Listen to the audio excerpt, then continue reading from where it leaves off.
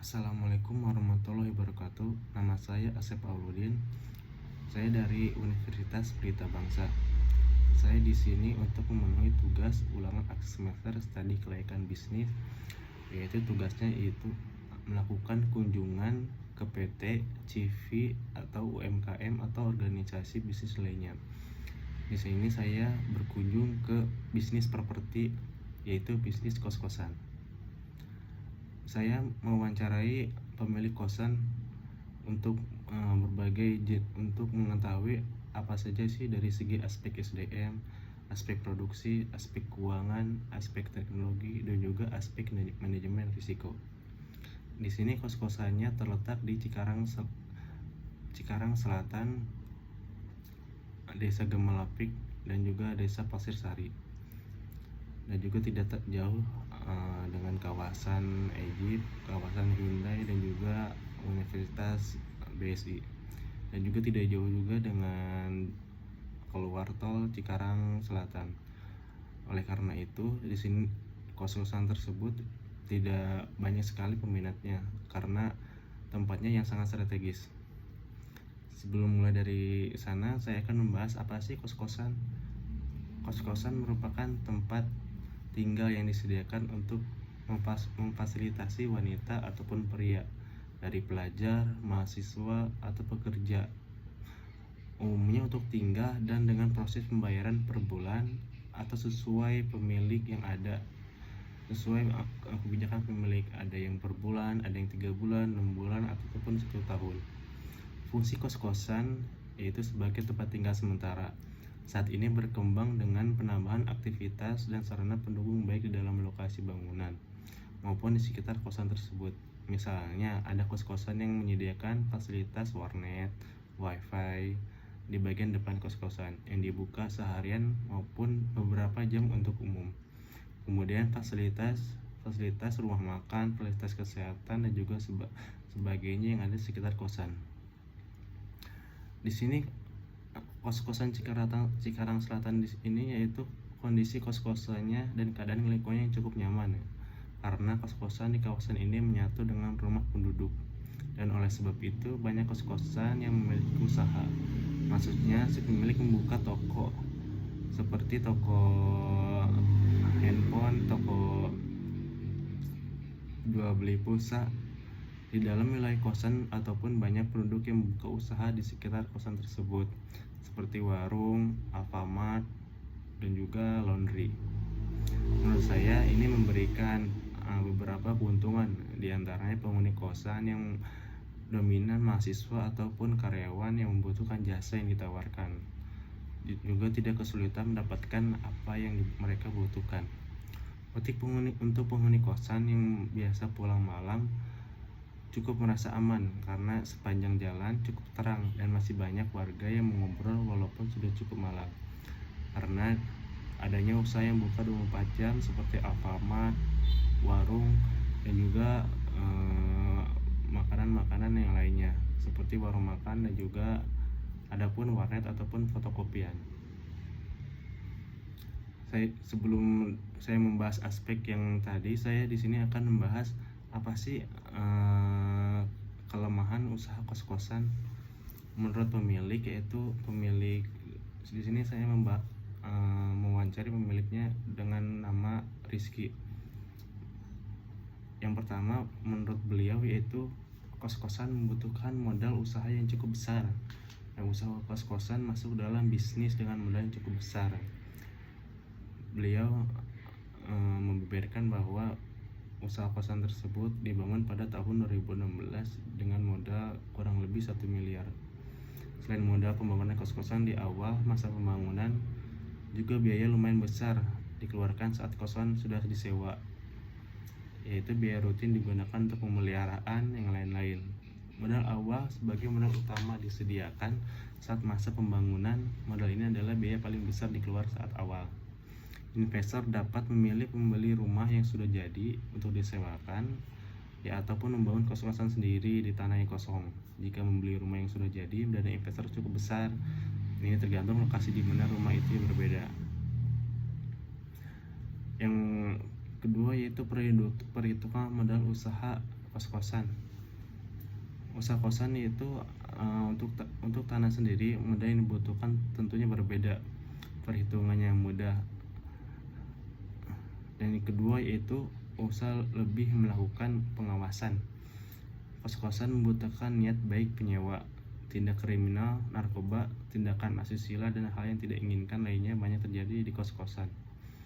Ini terjadi karena penyewa kos-kosan memiliki kenalan orang luar. Mereka berasal dari luar lingkungan atau luar daerah. Orang-orang ini ada yang memiliki niat buruk, ada sebagai pelaku kriminal, maka kos-kosan menjadi tempat mereka berkumpul, dan ini akan berpengaruh atau merugikan pemilik kosan, seperti fasilitas kosan menjadi rusak ataupun dan lain-lain. Sebagai pemilik kosan, beliau melakukan pengawasan yang ketat, dan juga harus ada aturan yang wajib ditaati dan dipatuhi oleh penyewa. Dan juga beliau memiliki peraturan, yaitu waktu kunjungan, siapa yang bisa berkunjung atau bermalam, bagaimana jika ada yang berkunjung, di mana penerima saat ada yang berkunjung. Ini semua harus jelas dan dibuat dalam aturan tertulis, dan juga pulangnya tidak lewat dari jam 10 malam. Dan juga tapi di kosan tersebut, di kosan ini tidak memiliki security, walaupun jika memiliki security akan lebih baik. Dan juga selanjutnya itu resiko telat bayar bagi para penyewa. Kelemahan usaha kos-kosan menurut beliau yaitu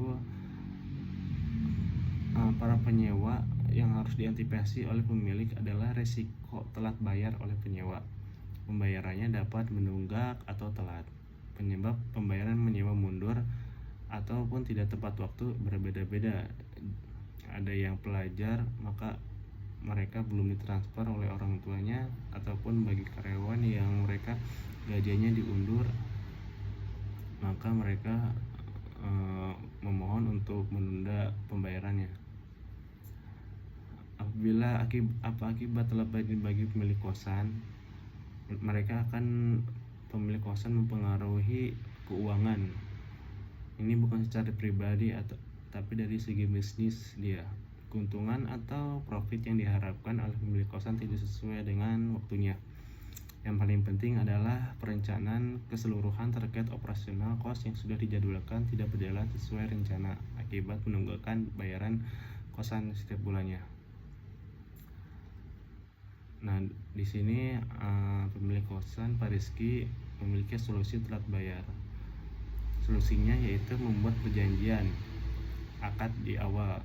Di dalam perjanjian tertulis jelas apa langkah-langkah yang akan dilakukan jika penyewa tidak membayar tepat waktu. Nah, selanjutnya adalah penerapan aturan perjanjian yang sudah ditandatangani oleh penyewa dan juga pembeli. Jika sudah ditetapkan, maka itu harus dilakukan. Misal, mengunci kamar yang disewa dari luar, atau mematikan sambungan listrik kamar atau rumah yang disewa. Nah, itu jika mereka menunda bayar kosan, maka airnya dimatikan ataupun listriknya juga dimatikan, agar mereka sadar untuk membayar kosan tepat waktunya.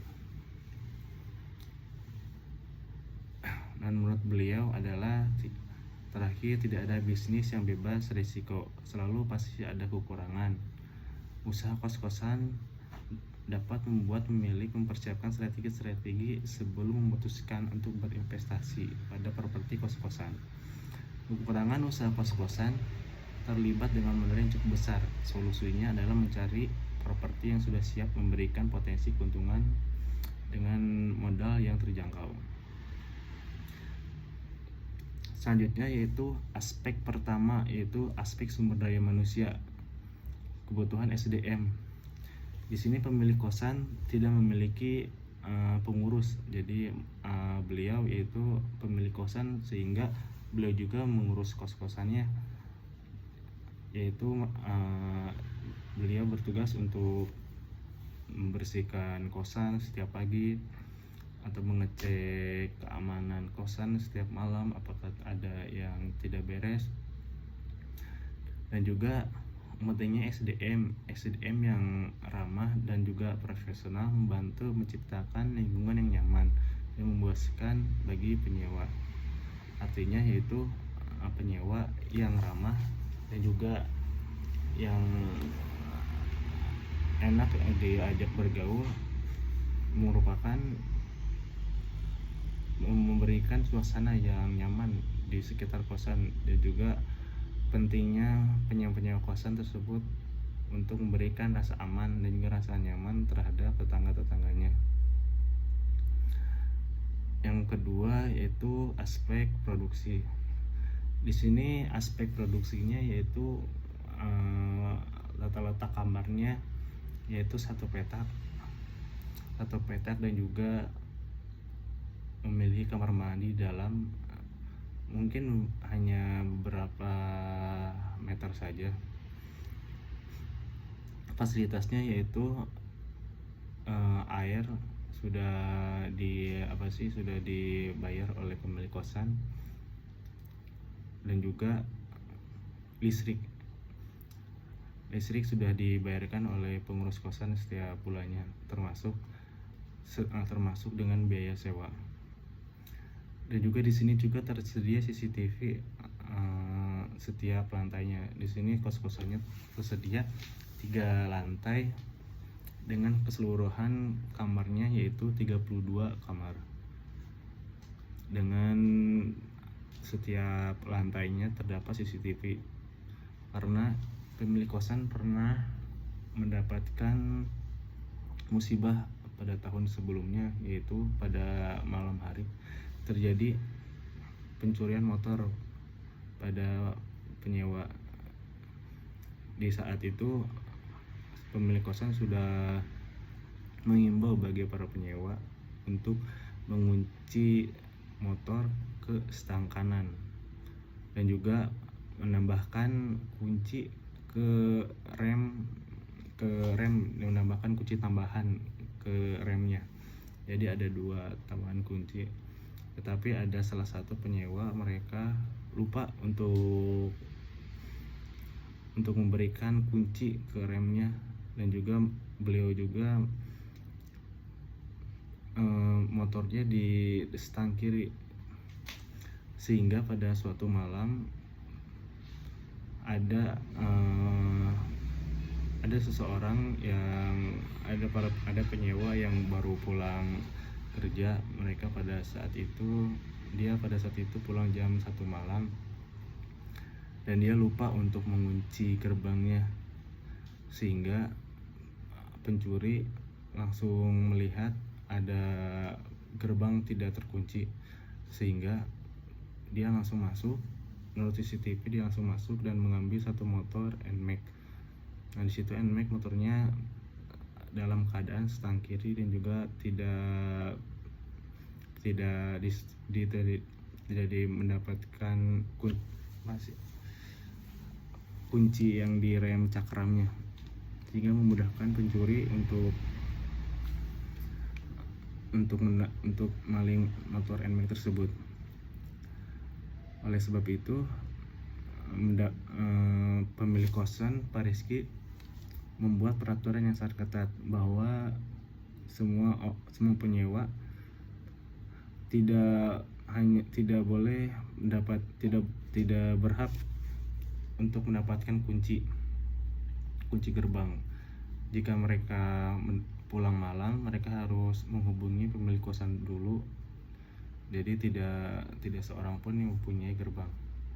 Nah, itu langkah antisipasi Pak Rizky, sehingga dia berharap tidak ada kejadian tersebut diulangi lagi. Di sini juga fasilitasnya yaitu parkir kendaraan, ada dua lahan parkir kendaraan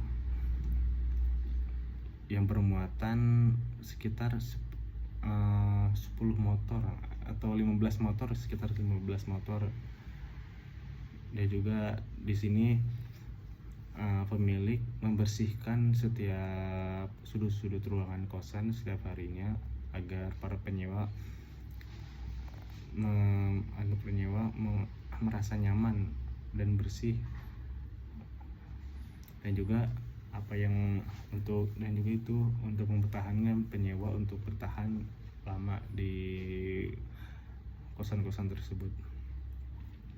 Yang ketiga yaitu aspek keuangan. Modal awalnya Pak Rizky yaitu pada tahun 2016 modal awalnya itu sekitar 1M.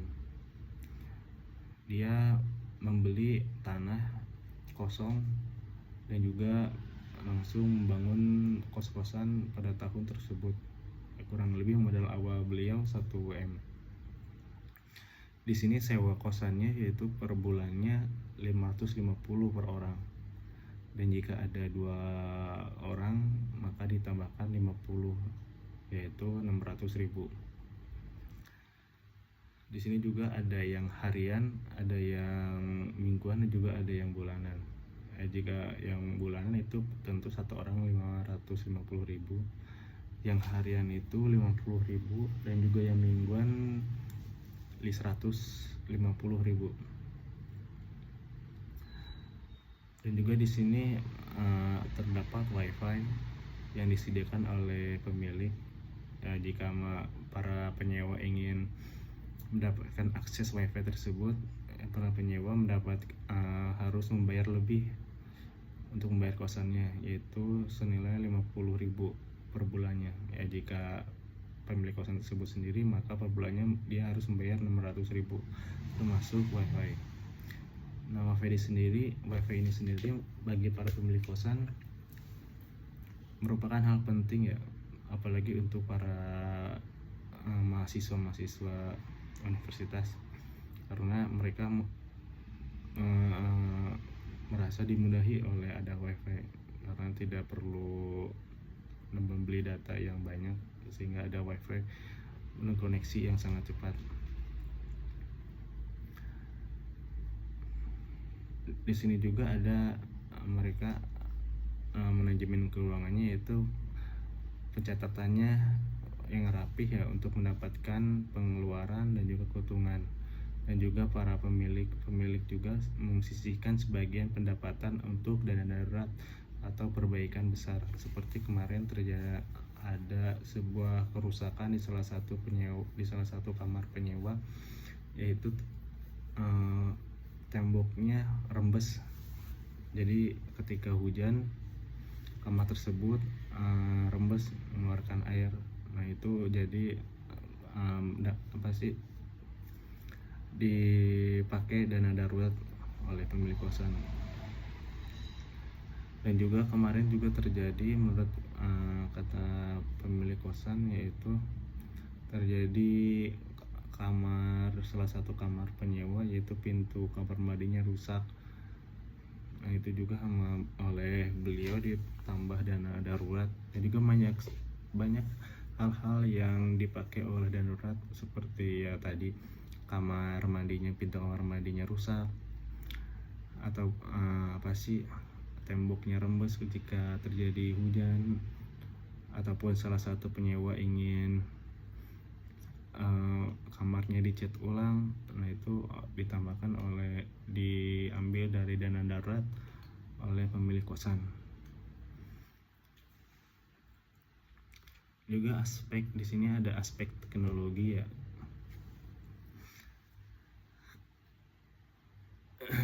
Aspek teknologi di sini yaitu pembayaran per bulannya. Awalnya dimulai baru tahun ini, mulai dari tahun 2024 pembayaran menggunakan transfer, karena sebelumnya itu hanya cash ke pemilik kosan, dan diubah oleh tahun 2024 menggunakan transfer ataupun oleh QRIS. Karena menurut pemilik kosan ada beberapa orang yang jika mereka bayar kelebihan uangnya, ataupun jadi pemilik kosan tidak ada kembaliannya, jadi lebih baik harus ditransfer agar lebih mudah. Dan juga yang kelima, yaitu yang terakhir, aspek manajemen risiko. Di sini aspek manajemen risiko menurut Pak Rizky yaitu ada beberapa, yaitu kekosongan kamar tidak terisi, terutama ya di musim sepi ataupun di musim-musim ketika perusahaan-perusahaan melakukan PHK kepada karyawan. Nah, di sini pemilik kosan sangat-sangat merasakan dampaknya, karena jika di PHK penyewa kosan mereka tidak mendapatkan dana lagi pendapatan dari pekerjaan. Jadi mereka kebanyakan langsung pulang kampung, dan juga langsung pulang kampung ya, itu merupakan sesuatu yang merugikan bagi penyewa kosan dan juga para pemilik kosan tersebut. Nah, yang kedua yaitu kerusakan fasilitas. Peralatan rusak akibat pemakaian atau perilaku penyewa. Kerusakan fasilitas ini yaitu seperti CCTV yang rusak akibat ada burung ataupun ada hewan-hewan yang merusak CCTV ataupun kotor. Karena CCTV itu sudah sangat lama ya, jadi kurang dibersihkan sehingga sedikit tidak berfungsi langsung ke TV-nya.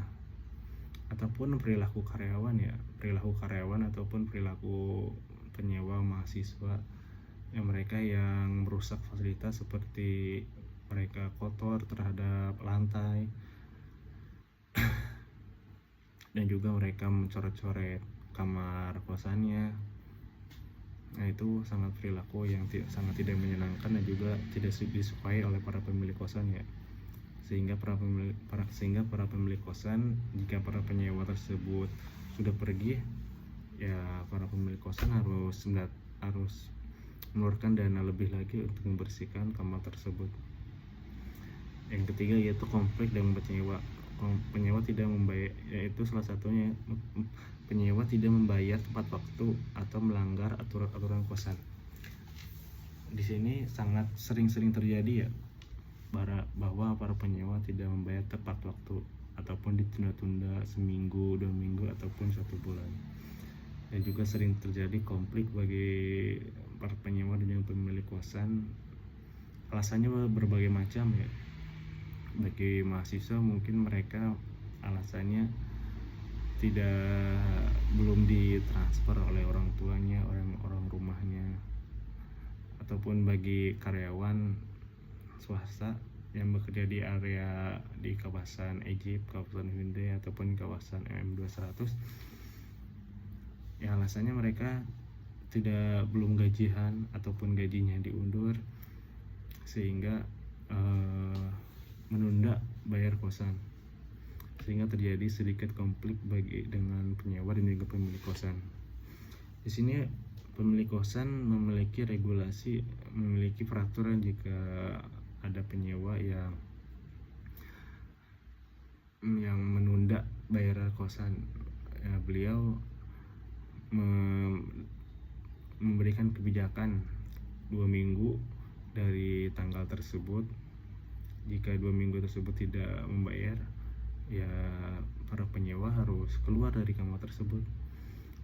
Karena itu jadi pemilik kosan tersebut sudah tahu ya, sudah hafal bahwa itu hanyalah alasan mereka, karena beliau sudah tahu uang tersebut sudah transfer oleh orang tuanya ataupun mereka yang sudah gajian dari perusahaan, dan juga uang mereka dipakai oleh hal-hal lain, tidak untuk membayar kosan. Jadi para pemilik kosan ini sudah paham lah dengan para penyewa kosan tersebut.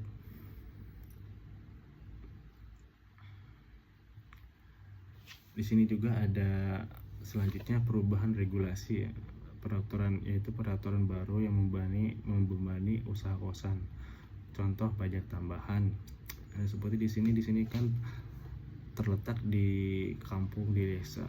Jadi ada beberapa oknum, yaitu RT ataupun RW. Para RT tersebut meminta pemilik kosan untuk membayar uang kebersihan, kasarnya uang kebersihan ataupun uang keamanan yang menurut para RT untuk menjaga keamanan lah kasarnya. Dan di situ para RT mematok per kamar 10.000. Jadi 10.000 satu bulan bisa 320.000 Pak RT itu mendapatkan. Dan di sini para penyewa juga merasa terganggu ya, merasa tidak nyaman dengan adanya bayaran tersebut, karena ya apa sih, dengan adanya tidak adanya RT ataupun tidak berpengaruh, tapi para pemilik kosan ini tidak bisa menolak apa yang dikatakan oleh PRT, karena beliau juga bukan orang asli sini, beliau orang Batak, orang Medan.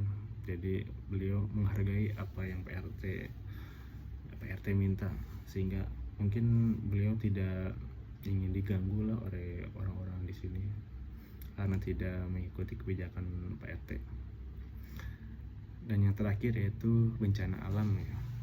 Di sini bencana alam itu seperti kebakaran, banjir, atau gempa yang merusak properti. Ya walaupun belum ada bencana alam, tapi pernah ada hujan yang sangat lebat sehingga genteng-genteng kosan bergeser dan juga patah.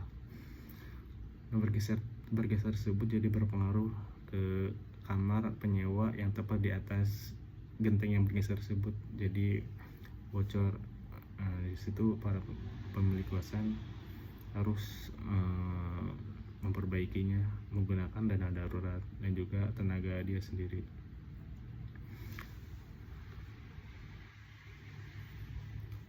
Dan di sini juga para pemilik kosan mengatur strateginya, yaitu juga manajemen resikonya, banyak resikonya menurut pemilik kosan Pak Rizky, karena di sini banyak sekali kos-kosan juga, karena di sini juga emang dekat kawasan, dekat universitas, dan juga sangat strategis untuk para pekerja ataupun para mahasiswa yang merantau, karena banyak sekali kos-kosan yang ada di belakang ataupun di samping. Nah, mau tidak mau para pemilik kosan Pak Rizky itu bersaing dengan mereka untuk mendapatkan para penyewa, sehingga kamar-kamar para pemilik kosan ini dapat penuh. Nah, strateginya gimana? Nah, strateginya para pemilik kosan selalu membersihkan area kosan setiap harinya, ataupun pemilik kosan jika ada karyawan yang berangkat kerja ataupun para mahasiswa yang berangkat ke kampus, mereka menyapa, para pemilik kosan menyapa kepada mereka, agar para pemilik kosan dan juga para penyewa akrab, tidak ada dendam ataupun tidak ada rasa-rasa yang tidak kenal. Mereka jadi akrab sehingga mudah untuk pemilik kosan untuk ngobrol ataupun ya, jadi lama kelamaan para penyewa kosan tersebut merasa nyaman di kosan ini. Dan juga ya salah satunya itu para pemilik kosan Pak Rizky ini selalu mengupgrade CCTV-nya. Dari awalnya tahun lalu ada 3 CCTV di setiap lantainya, jadi setiap lantai itu ada 1 CCTV. Nah, tahun kemarin 2024 beliau menambahkan 3 CCTV lagi, jadi satu lantai itu ada 2 CCTV. Tujuannya untuk apa? Tujuannya untuk memantau para penyewa kosan ini, jika mereka ya tidak melakukan yang tidak seperti mereka membawa lawan jenis yang lewat dari jam operasional, lewat dari jam 10. Nah, para pemilik kos ini langsung bertindak. Dan juga yang lain, yaitu jika ada kejahatan seperti maling motor pada malam hari. Nah, adanya CCTV ini yang sangat lengkap bisa memudahkan pemilik kosan untuk melacak siapa sih yang mencuri motor para penyewa di kosan dia.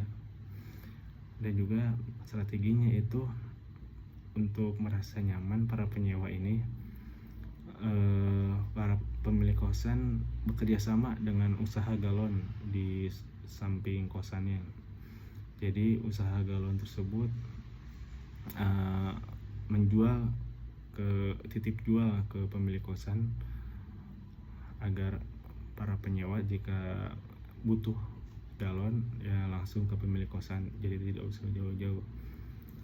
Di situ juga kebijakan pemilik kosan untuk memudahkan penyewa kosan untuk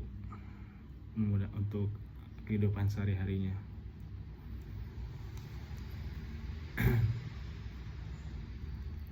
Dan juga yang terakhir yaitu para pemilik kosan rutin yang melakukan perawatan pada kosannya, dan juga perawatan untuk inspeksi bangunan untuk mencegah kerusakan besar seperti mengganti genteng yang sudah rusak, juga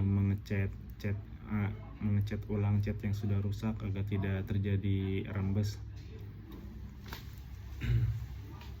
Di sini juga yang terakhir yaitu aspek keuangannya. Di sini Pak pemilik kosan mendapatkan keuntungan setiap bulannya jika semua kamar 32 kamar tersebut penuh dengan harga satu kamar 550.000, maka kurang lebih pemilik kosan itu mendapatkan 17 juta, kurang lebih 17 juta. Nah, di sini juga uang tersebut sebagian upgrade